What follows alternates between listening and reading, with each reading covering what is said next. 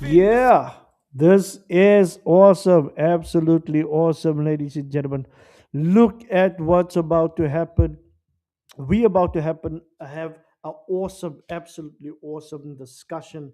And the discussion is, where is the original Quran? And the original Quran is something that is absolutely important to know. For decades on end, for centuries on end, Muslims have just been telling us that the Quran is perfectly preserved, it is never changed, and all of this. But what I believe is that it's time to show the truth. It's time to reveal what is about to happen. And I think the next clip would be absolutely awesome to display. This clip makes absolutely sense as to what I say when I say they kept on telling us these things, right? So let me just get it up to the stage quickly so that you can see what we are talking about. And then yeah, we can have some action. Let me bring it up for you. All you beautiful people. All the beautiful people. We'll be up in a second.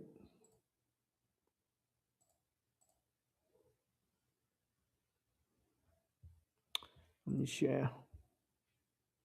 Boom. Replace and share. Here we go. The greatest miracle of the Messenger of Allah sallallahu alaihi wasallam is the Quran. If you have sent down to our servant, then produce a surah like it, and call your helpers besides Allah if you are truthful. But if you cannot do it, and you will never be able to do it, then fear the fire whose fuel is people and stones, prepared for the disbelievers. Baqarah, verse 23. And there you have it.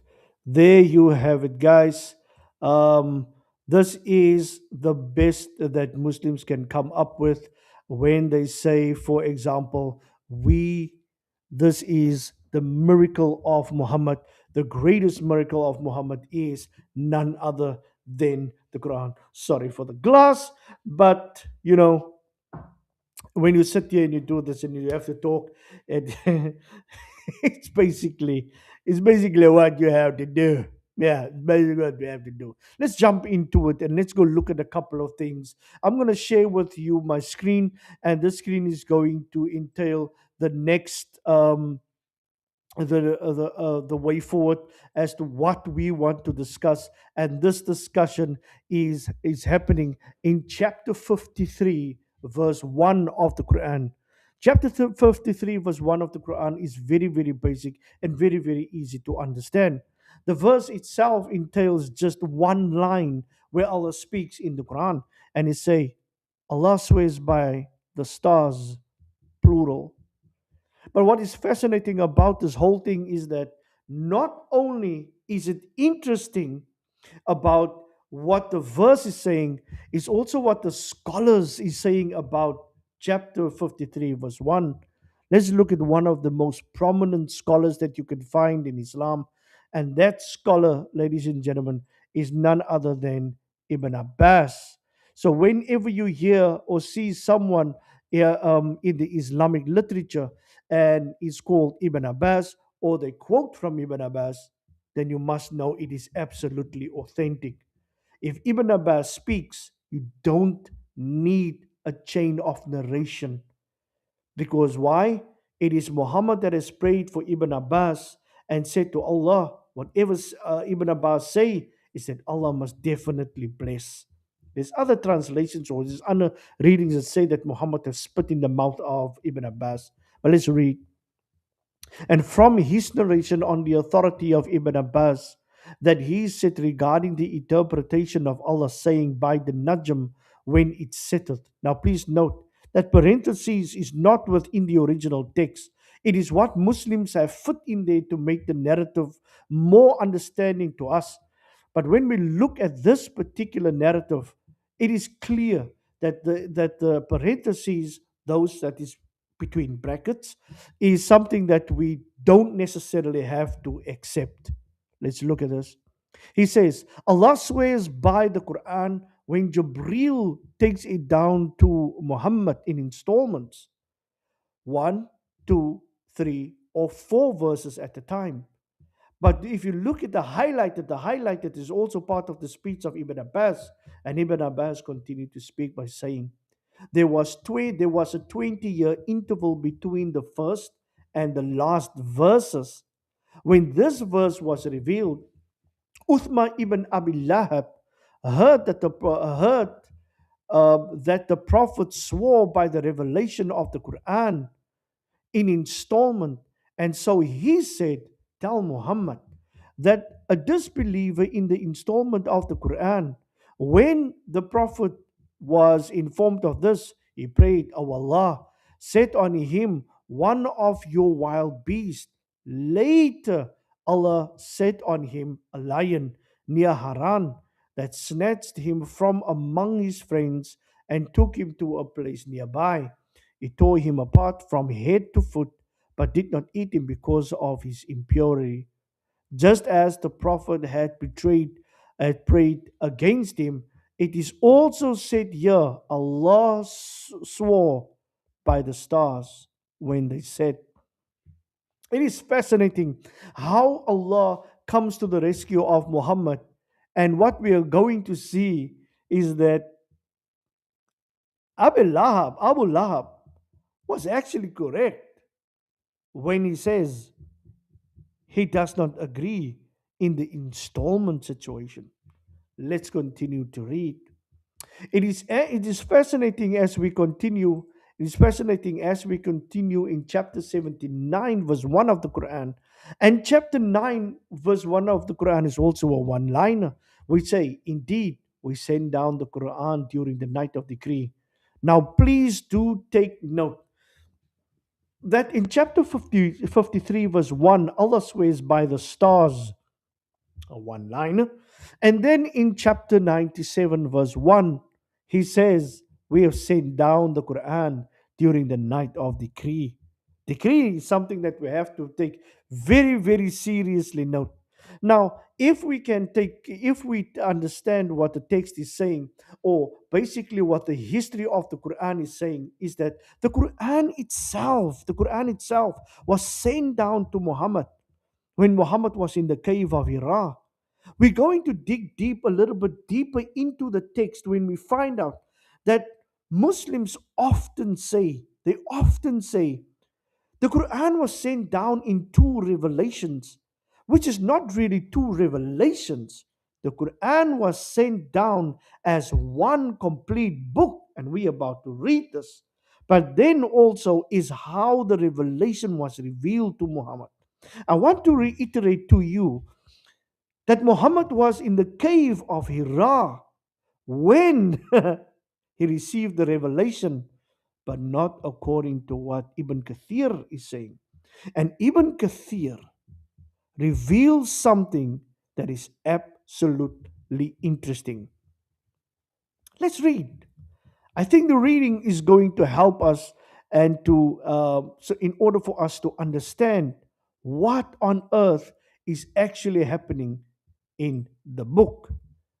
Chapter 97, verse 1. Ibn Abbas again, he narrates and he says in 97 verse 1, and from his narration on the authority of Ibn Abbas, that he said regarding the interpretation of Allah, saying, lo, we revealed it. Or, again, parenthesis, lo, we revealed it. Same thing. He says, we sent Gabriel with the entire Quran to the scribes of the nether heavens. Pay close attention. To the nether heaven on the night of power, which is also known as the night of decree, on the night of judgment and decree. It is also said this means on the night blessed with forgiveness and mercy. And when it was revealed to the prophet in installments. Now, this is absolutely fascinating what is happening within the text, particularly in 97. It is, however, when we read about Abu Lahab said, I do not agree with the installments. And so Muhammad prayed for Abu Lahab and said, Allah must unalive or kill Abu Lahab. And later on in Haran, we learn that Abu Lahab has died because Allah has heard the prayers of Muhammad. But when we look at chapter 97, verse 1, in 97, verse 1, it is Ibn Abbas that say, hold on, the Quran, the entire Quran, came down with Jibril.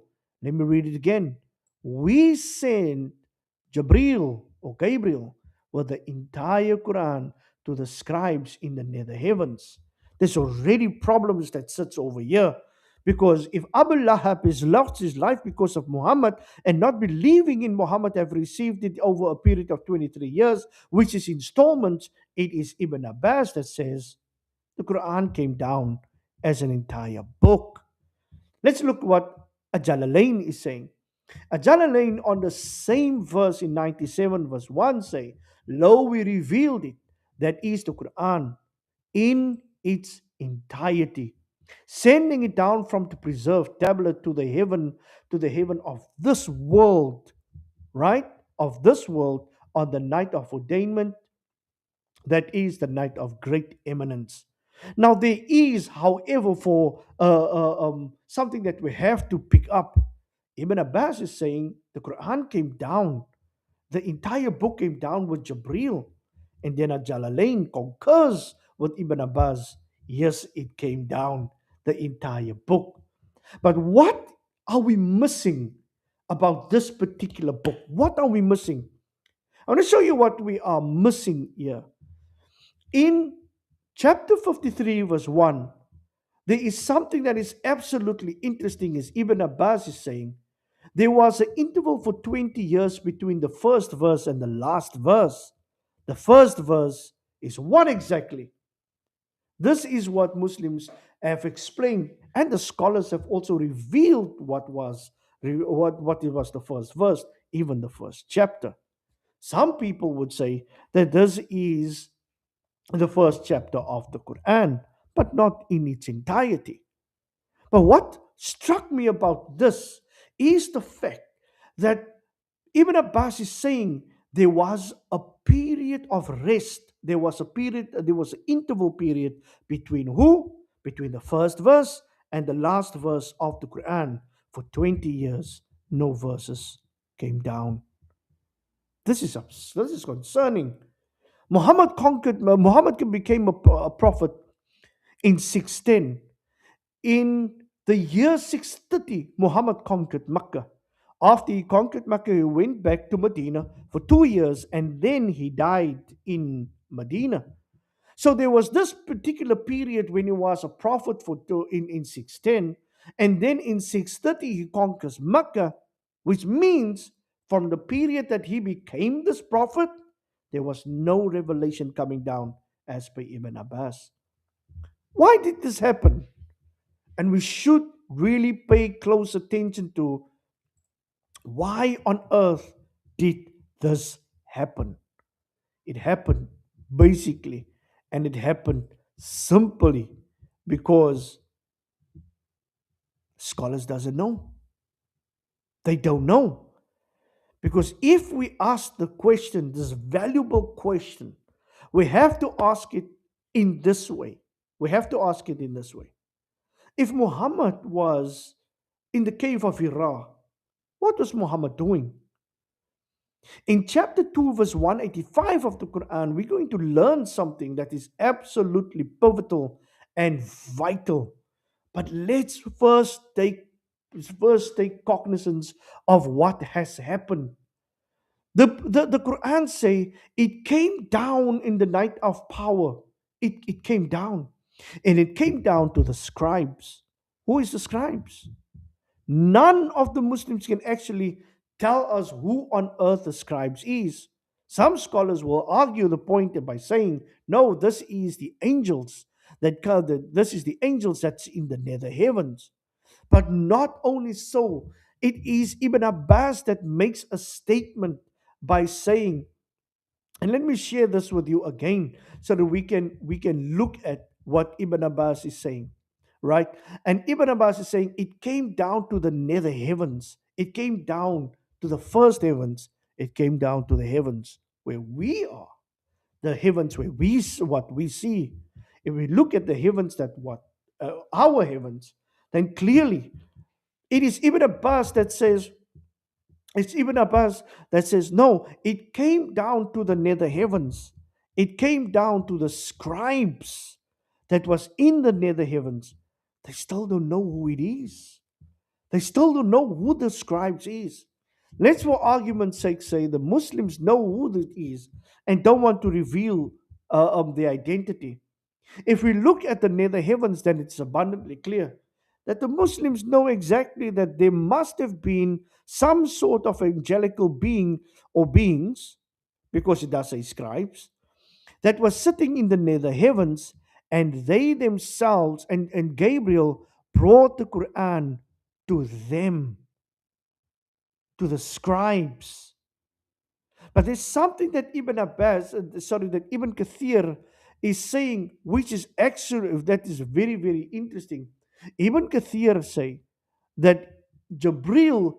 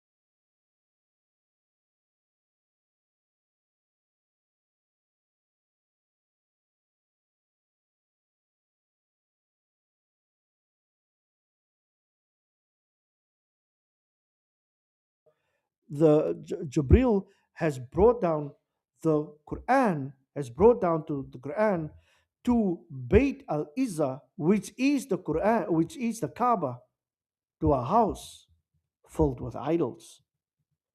The history tells us and teaches us that the Kaaba was surrounded by 360 idols. Not only that, it is Ibn Kathir, it is Sahih al Bukhari. Bukhari tells us that Muhammad went in to refuse to go into the Kaaba. Why did he refuse to go into the Kaaba? For simple reason, because there was idols in the Kaaba. That is why he refused.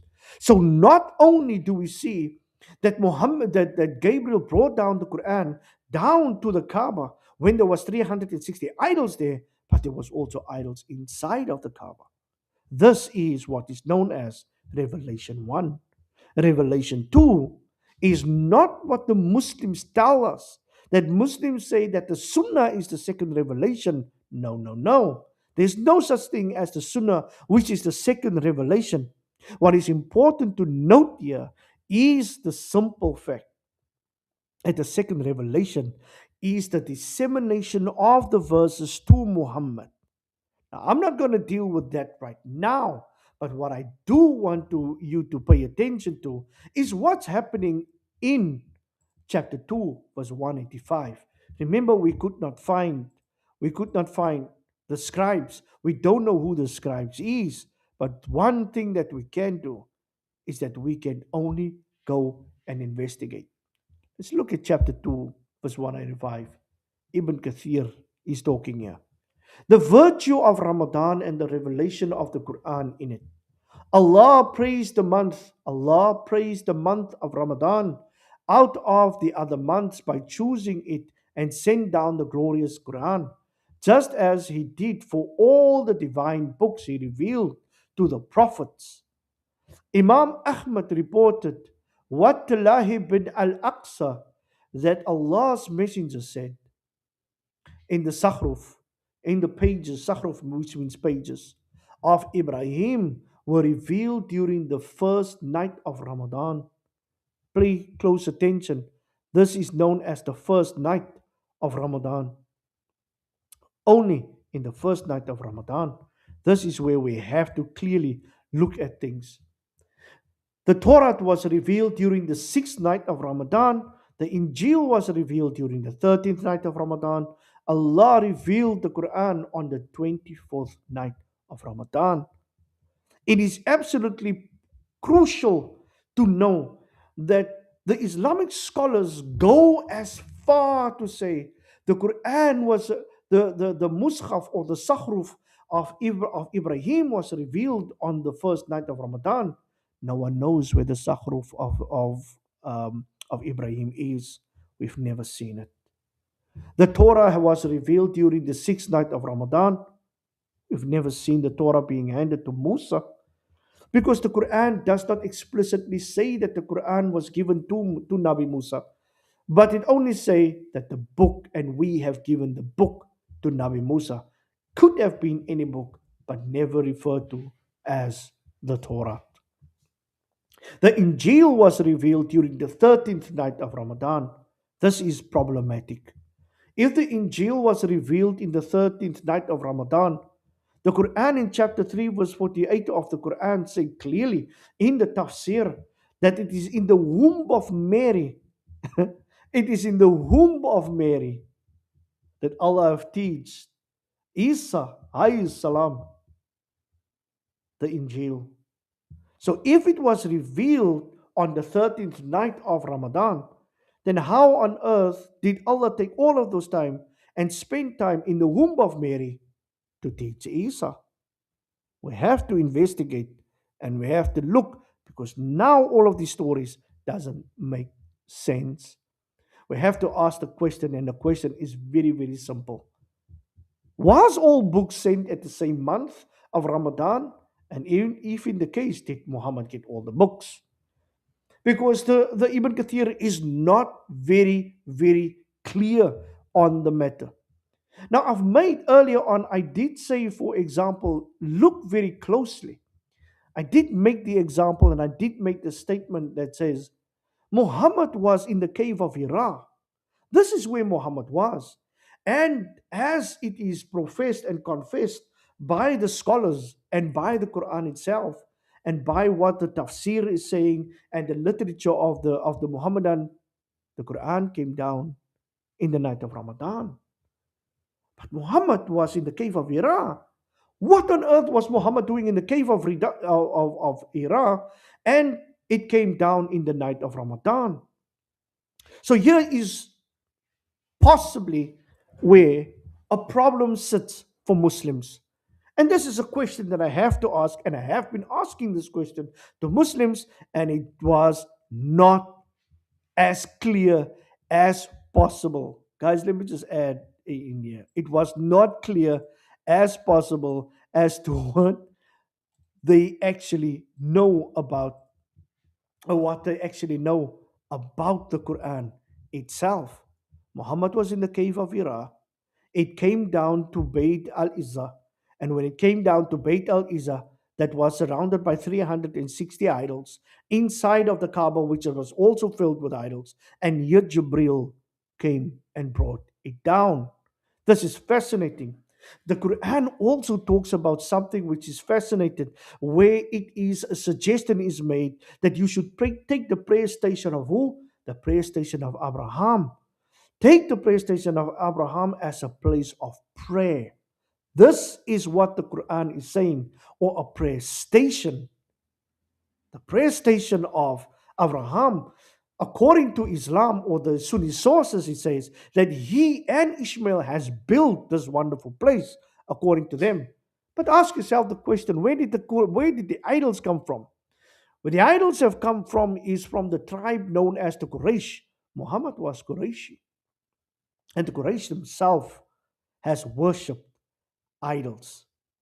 So if Beit al Izzah and the book of Allah came to Beit al Izzah, the Beit al Izzah, the book of Allah, was in the house where idols was worshipped, and it was accepted.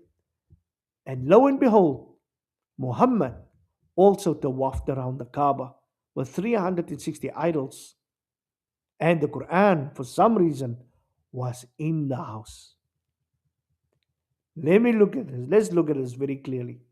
So, if the book was in the house and Muhammad was in the cave of Hira, how did the revelation get to Muhammad? Because as the story goes historically, is that when Jibril descended upon Muhammad, he squeezed him three times and said, "Read, this is from your Lord." Who's the Lord? We don't know. But it is going to get very clear for you. Question: why did Muhammad fast in the cave of Hira when it was also called Ramadan?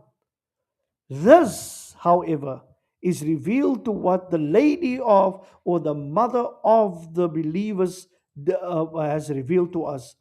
None other than Aisha. And Aisha speaks. And lo and behold, if Aisha speaks, it is as if it is the apple of Muhammad's eye that is speaking. Let's look at this. In Sahih al-Bukhari 4502, Bukhari narrates, based on what Aisha said. Aisha said, the people used to fast on the day of Ashura before fasting in Ramadan. Well, before fasting in Ramadan was prescribed. But when there's the compulsory, the between brackets, the order of compulsory fasting in Ramadan was revealed, it was up to one to fast on it or not. Now, note the parentheses is something that is not in the original text because it's not there. It's forced in by the Muslims to make sense. Let's read it without the parentheses. The people used to fast on the day of Ashura before fasting in Ramadan was prescribed. But when Ramadan was revealed, it was up to one to fast on it or not. Let's see. Now let's continue to read what Bukhari is saying in Sahih al-Bukhari 38:31. But let's continue to read what Bukhari is saying on the same matter. It says, Ashura was a day on which the tribe of the Quraysh used to fast in the pre-Islamic period of ignorance, also known as the Jahiliyyah. The Prophet also used to fast on this day. Muhammad used to fast on this day. So when he migrated to Medina, he fasted on it and ordered to fast on it. I'm not reading the parentheses. When the fasting of Ramadan was enjoined, it became optional for the people to fast or not to fast on this day. Pay close attention to what I'm about to say now. Let's look at this. Ashura was a time of fasting. Before they say it is the time, it is the month of before Ramadan became compulsory. If the Quran was revealed to Muhammad on the 24th night of what? Of Ramadan. So it's not the 24th night of Ashura, but it was revealed in the 24th night of Ramadan. If all of the books was revealed during the month of Ramadan, then Ramadan was not something that was implemented. In the first scenario, I would look at this. If they said that Ramadan came afterwards, then I would say the Torah, the Injil, the scrolls, or the Mus'haf of Ibrahim, and all these books was revealed during the advent of the Muslims, which would make it incorrect. It- which would make it incorrect.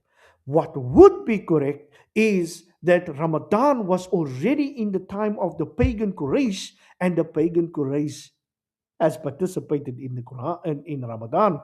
Ramadan during the period of the pagan Quraysh just for was not just for fasting, but it also was a type of festivity and festivals during the time of Ramadan.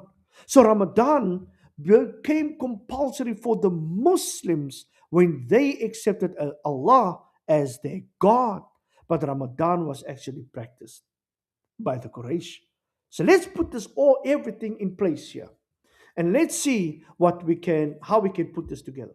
If Ramadan, if Muhammad was in the cave of Hira in the time of Ramadan, and in the 24th night, which is also known as the night of Al Qadr, the night of power, and this was revealed to Muhammad, and the Quran in chapter 2 verse 185 explicitly say it was revealed in the night of Ramadan, then please, it was not Ashura.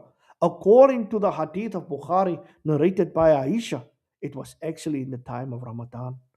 So in Ramadan, Muhammad have participated in the pagan practice of Ramadan. And the question remains, is the pagan practice of Ramadan, is it the same as now during the time compared to the time of the Jahiliyyah? The answer is yes. It is exactly the same. It never changed.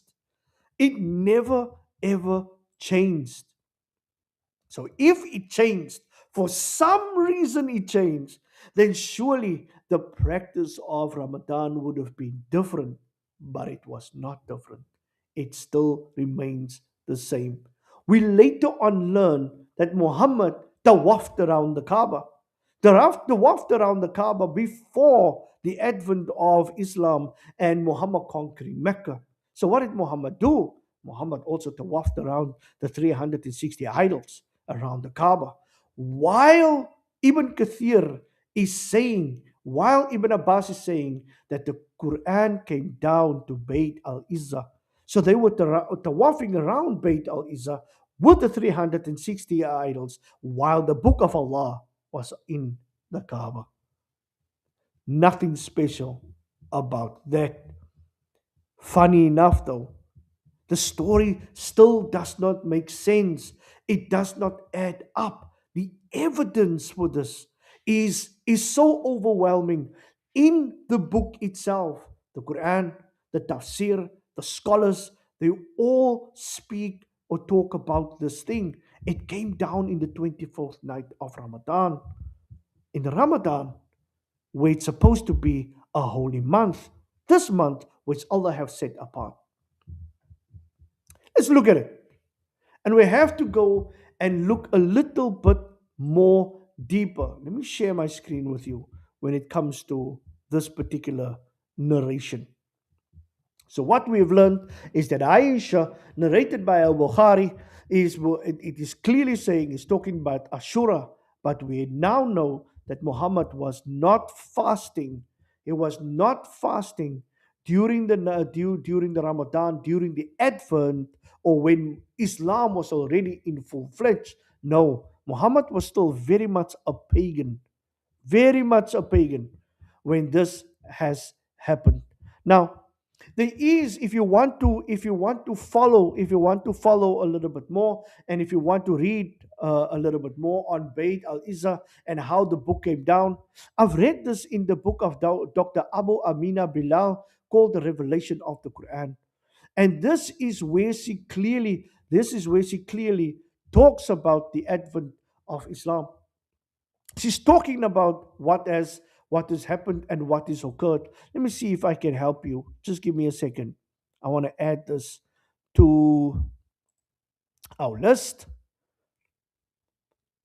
Sorry, this is Islam Q&A. I'm going to show you Islam Q&A quickly. What does Islam Q&A say? Just in case you want to know if I'm lying to you, then you can do a proper follow up. Right, Islam Q&A. Let me make it a little bit bigger for you. Yeah, maybe if I can I do this? Yep. So here's the question in Islam Q&A, where they ask the question, what is the meaning of Bayt al-Izzah or Bayt al-Uzzah? Al-Izzah, not Uzzah, al-Izzah. Bayt al-Izzah. And look at the question. What is the meaning of Bayt al-Izzah? And the name, in the name of Allah, the most gracious, the most merciful. The answer is dun dun dun. Let me make this better. What's wrong with me?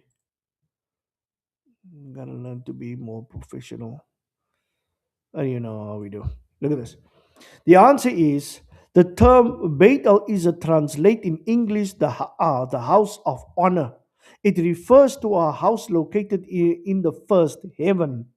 Oh, in the first heaven, the heaven nearest to us, the one that we can see, which is in line with the Kaaba, Makkah. In Makkah. Do you see? Nope, I do not accept cookies. Do you see?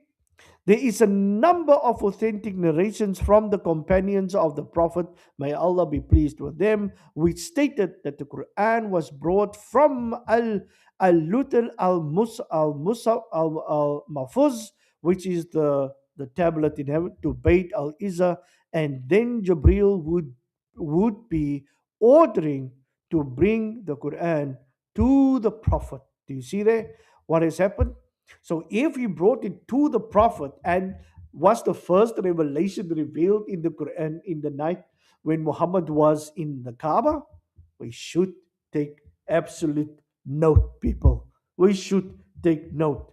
If the Quran came down, it came to a pagan house where there were statues and it was okay. Allah never had a problem with that during the advent of Muhammad. When he became a prophet. Let me see if I can share something, if I did not make the mistake again, but I would love to share this with you, particularly if I can find the book of Dr. Amina. You can inbox me if you want that particular link, and I can send it to you because I was reading it, and while I was reading it, it was quite interesting. All right, it was quite interesting. Now, something that I would love to finish off here, I would love to finish off for you, but I need to share this with you, right? Let me share this hadith with you so that you can see exactly where I am going with this, right? Exactly where I am going with this. And I want to show you something as to how many people and many Muslims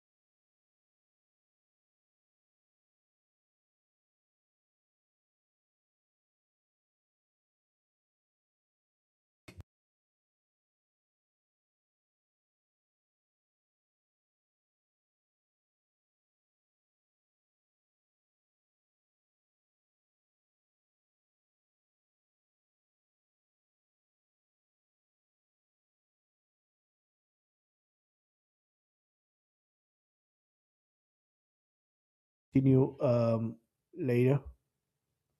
I see Restream has kicked me. Let me end the stream here and then we can do